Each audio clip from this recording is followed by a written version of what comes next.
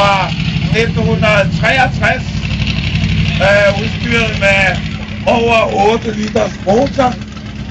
Bilen er her i sommer, mens jeg stod det, testet til at have, jeg mener det er 1140 hestekræfter på baghjulene. 1140 hestekræfter på baghjulene har den. Den går en quarter mile på, nu skal jeg passe lidt på, en quarter mile på cirka 7,5 sekunder. Og når den går stregen, så går den 800 km i timen.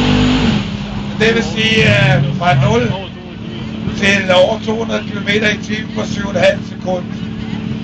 Bilen bliver brugt til drag race, og inden for drag race kører man 8-dels miles, og man kører quarter miles.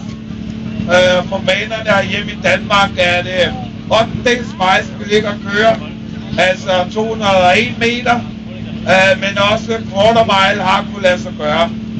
Og i Sverige kører man en del med den type biler lige over på den anden side i Malmø. Her der kører der 8-dels miles over på Mega Raceway.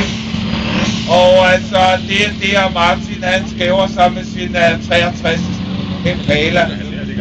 Altså, cirka 1140 heste, over 200 km i timen, fra 0 til cirka 7,5 sekunder.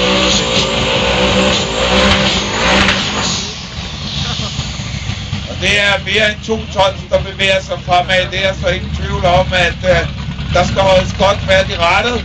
Og der skal bestemt ikke driftes med en bil som den der. Jeg synes, vi skal give Martin Bøje en ordentlig hånd, når han kører ud og fra med hans fantastiske 63 Impala. Cirka 1100